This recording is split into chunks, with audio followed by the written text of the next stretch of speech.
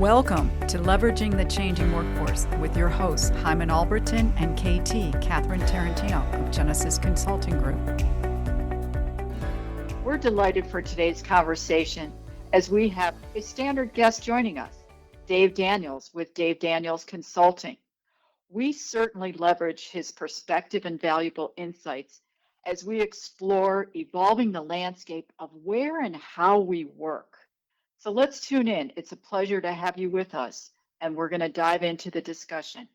Gentlemen, talk to me, as this question is just piercing to me, and we read a lot, we talk a lot. What do you think? Describe to me what's really driving the CEO to have all members on site. I think there's several things that are influencing the CEO behavior. I'm just going to name two or three, well, I'll say three or four here. There's lots more of, I think, reasoning behind this based upon people that I spoke with, things that I've read in tracking the whole work model that we have in place now. One of the things, and this is not in chronological order, I'm just talking off the top of my head, but one of the things that I believe is influencing that behavior, there's a key component, is the justification of the real estate investment that companies have made over the years, whereby obviously all employees, for the most part, were coming into the office. And the reason why I bring that up is that during COVID, when we had the sudden shutdown, that asset really became irrelevant and less relevant to how we had to figure out how to still operate the business without having, say, the luxuries of a corporate office. So as an example, in addition to the real estate costs, you have the cost of putting equipment, you have the cost of supplies, and so wanting to make sure that there's a return on that investment is one of the things that you hear quite a bit. The other one is you hear a lot about the facilitation as it relates to collaborating and collaborating with your coworkers as it relates to building teams. So collaboration and teamwork is one of the things that you find somewhat absent, depending upon the model that you're utilizing. So I think that came into play. I think that we hear a lot about the culture and the fact that we're not in the same location. Culture dynamics have changed over a period of time. And there's a belief that if we're in the office, collectively as a group, that we'll be able to better take advantage of the culture and what happens within the organizational culture. So I think having that culture that defines how things are done, defines how we communicate with one another, was another issue that has come about. And then some people never have believed in a hybrid work model. And so as a result of that, we had no choice but to go to the remote model during COVID. But now that we're out of that particular situation that we were in, I think that you have some executives who are more influenced by how do we get people back in their seats so that we can monitor the work that's being done, view the work that's being done, hopefully achieve greater output as a result of everybody being in one place. And I want to paraphrase, Hyman. I think real estate is an issue. Mm-hmm. I agree with you. And Dave, I don't know what your opinion is on real estate. I agree. And we know that there's a huge investment with real estate and equipment and seating. That's a major investment, and design. A lot goes into the justification of real estate. I'm going to gravitate to culture and the dynamics. The influences I think that many executives have on one another. Hey, this is working well for us. I, recommend you do this. And the evolving influence is powerful, I think. And even if it starts with a Jamie Dimon and how it trickles down or has that dynamic influence in the culture and how we communicate. Yeah, I agree with both of the points that have been made by KP, yourself, and Hyman. And it's been really interesting to watch this thing evolve through my consulting business. I had an opportunity to work with a number of CEOs, and there was a real trend moving forward prior to COVID hitting that CEOs were making a huge movement forward to bring people back into the office even before COVID hit. And then you add to that the fact that many of these CEOs have some level of a network, whether it's formal or informal.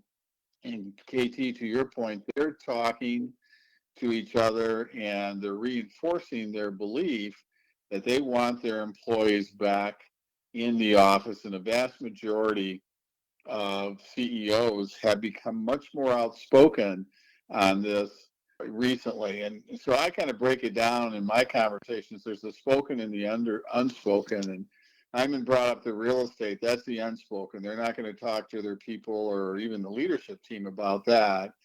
But the spoken area and the rationale underspoken are really this enhanced collaboration and the impact that it has on culture and morale in the organization. And there's just a real feeling that those things outweigh or are worth the financial investment with the real estate issue that always comes up. There's such a liability with regards to that particular cost, but it comes down to two things for me in my experience talking with them. It's an enhanced collaboration and the impact that they get by enhancing and optimizing culture and morale. Let's talk culture and morale for a moment along the lines of trust. You fundamentally believe a lot of the leaders, the CEOs, the decision makers trust their teams and their staff members when they work remotely or hybrid. I think that's an issue. Yeah, that's a great question too, KT. And the answer to that question is it depends. Okay. It does. It does. You're right. But it's so real. And Dave, to your word, unspoken. Let's speak of trust. Yeah. And but I would say this. I'm going to say there is an issue with trust. And let me tell you why I say this. We have this belief if you're not present in the workplace, one, we can't gauge the amount of work that you're doing. Two, we can't gauge, time that you are spending, actually working. And it's that false belief that just because I'm in the office, I'm going to produce more, and my work is going to be of higher quality. And that's not necessarily the case. It's just the fact that I'm in the office and, depending upon maybe who my manager is, I may or may not be productive at all because, I'm in a place where you're not taking advantage and you're not trusting me to get the work done that you've asked me to get done. But I do believe that contributes to the lack of, I hate to use the word trust because that's really a strong word to use, but probably the proper phrasing is, is there an issue with trust within the organization? And I hate to put that on and clothe us that massive fact, but it is a reality that exists in certain organizations. Yeah, and for me, it's the trust issue. I agree, Hyman. I think you articulated that very well. I think that translates to a perception or a reality for many CEOs of productivity. And are they optimizing productivity in their organization? And when you combine that with the fact that you've got AI coming and CEOs are always charged with finding improved productivity in controlling and reducing costs, I'm not sure trust is the right word, but it becomes an issue of cost and optimizing productivity within the organization. And there's just a lot of different, we've talked about a couple of those spoken areas, but a couple other spoken areas are really being able to develop depth within the leadership team. If I can't get to you on a regular basis and interact with you in an informal basis, you may be missing out on so many different development opportunities that you're just not going to be able to have exposure to if you're sitting at your house or your home office. But I'm going to challenge that. If there is the relationship and the collaboration, do I really need to be face to face with my boss per se to have those developmental opportunities? Or can we get clever, and how do we stay clever with developing one another aside from the traditional manner that we know of? Right. It has to happen. Yeah. Not everybody works. I mean, we travel, we work. We're not all in the same. Look at the three of us. Really, I got to challenge the traditional developmental. I believe in leadership development. From my perspective, I look at the fact that the old structure, work structure, probably it was easier to coordinate, say, corporate training and development, leadership training and development, because you had, being in corporate offices or regional offices where most of the people resided, you had designated locations where you could go. It was, your audience was there, people that you needed to touch. Whereby now, and you could be face to face, and there's something to being in terms of the message, conveying the tone of the message, being able to talk to people or acknowledge people. Now, with the advent of these platforms that we have, be it Zoom, Google Meets, whatever it may be, it took some, I'm going to say, dynamic away from the engagement. Although you could still deliver your content.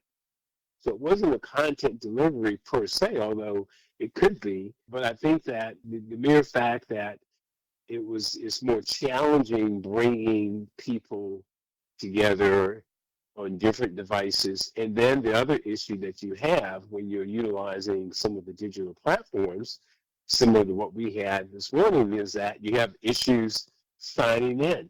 So on one hand, we do need to find solutions to overcome those issues. On the other hand, in office does provide for probably less operational issues than if you do have operational issues, you have people on site that can come over and resolve those issues for you. So I just want to add that piece to the conversation as it relates to ease of, say, doing employee development and mentoring more so than what we have today. Today, you have to be, I'm going to say, more intentional. I don't think there's anything wrong with that, because I think that we do have to show intentionality to employees so that they realize that this is important and we stand behind it. And yes, we're going to do certain things that maybe aren't what we would have done in the past, but we're going to do it now, and as long as we need it, because we still need to develop the employee workforce. Yeah. And I'll just add one thing to that, because I think they're all really good points, is the fact that it's how businesses and leadership today, CEOs and the executive teams, want to or how they do business today. And there's been a major shift, even prior to COVID and through COVID, to a much more agile work style and work approach with regards to strategic planning and how business gets done. And when you're trying to have a very agile approach and workforce, it becomes, in many CEOs' perspective, much easier to do if people are on site than trying to set up appointments and or Zoom calls and those types of things. You lose that spontaneity. Agreed. All right. I know time is a special commodity. I want to take us to summarizing and sharing with our audience ideas for consideration that we can offer to help others think and to help others play with ideas or just pilot ideas. So I need you to offer up what you think are some productive ideas and solutions for the evolving landscape and to minimize the friction and the tension. And you will be here in the enforced attendance. What do you think? Let me just say this, and one of the things that I believe has to occur is that, and we haven't talked about this, this is probably going to supersede the question that you asked. But one of the things that we need to do is, and some organizations have, is survey the workforce and try to understand from the people that are doing certain jobs, they work in certain functions, et cetera, what does it take in terms of, say, technology, et cetera? What does the organization need to offer so that person or individuals can continue to do their jobs at a high level? There's survey and questioning. And Yes, I'm going to capitalize on what Dave Daniels said, the platinum rule. Find out, leverage the platinum rule. Have these conversations. What do you want and need? How can we make this happen? And it could be one-on-one. Yes, and I think part of it too is, what does the employee want, but also how is satisfying their wants aligned with meeting the organizational outcomes and needs. And that's why you have the discussion. Yes.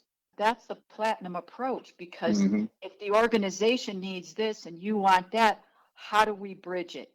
And I agree with Hyman. And first of all, I think it's industry specific from a standpoint of what makes sense for the organization, and what should be the driver of that decision is taking a look at what are outcomes and impact. And they're two very different things. This has always been a challenge for business, but I see it as a bigger challenge than ever before in my 30 plus years of being in the business world, is that people more and more are evaluating the processes as opposed to the outcomes and the impact of those outcomes.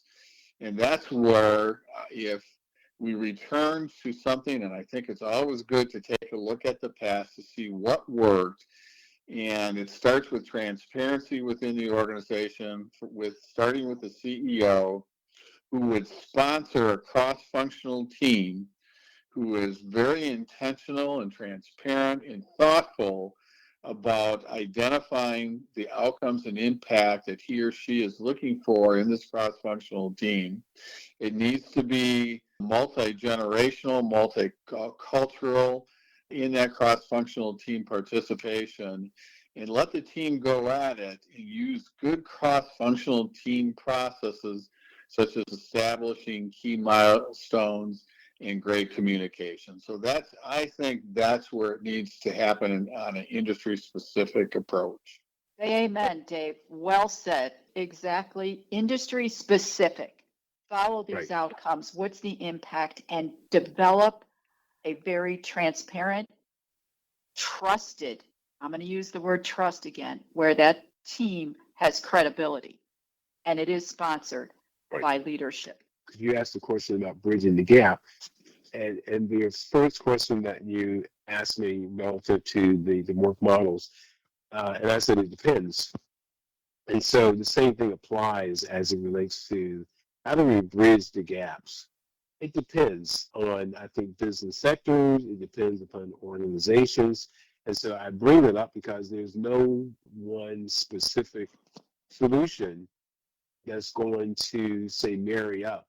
We can offer you a, say, inventory of ideas and thoughts and things that you might be able to utilize in order to make the work environment more productive, more conducive. And as you look at this whole idea of intergenerational workplaces, it's already required to organizations are having to come up with how do I communicate with a vast, large amount of employees who have learned things and value things differently over their career paths. And accommodating them so that we can still not only just develop, but really encourage active, high-level engagement and participation within the workforce. So I wanted to just share that there isn't a, hey, yeah, we did this with company A, and now we're going to take what we did with company A and do it with company Plug it B. into B. You may not be able to do that because it could be different sectors. Okay, now it doesn't mean that you can't do it because it's different sectors, but going back to one of the things that we talk about is understanding and listening to and soliciting input from our customers before we just put forth a solution. So, we try to make sure we understand what are the wants, what are the needs, what are the must-haves, and then based upon our understanding, we regurgitate that back to the customer to make sure that what we heard and what we think we need to do is correct. And then, as we tell them, we start from scratch. We don't go say, well, here's what we did over there. We want our solutions to be specific to each organization, understanding that there's nuance when you do that, but at the same time, that's one of the things that we believe is critical as it relates to working with our constituents. Well said. I'm going to take the initiative to close our insightful episode. I'm going to say thank you to Dave Daniels with Dave Daniels Consulting. Hyman, I just appreciate our time together doing our podcast, and we appreciate our listeners. And it's important to remember to really adapt your approach. As Hyman said, not one size fits all. Adapt your approach, and we can help you come up with ideas for adapting and progressing. And to continue this conversation and for more resources, to leverage iGenesis Group and Dave Daniels Consulting. And until our next time together, let's play with differences within differences and continue to lead with diligence and passion. Thank you for listening.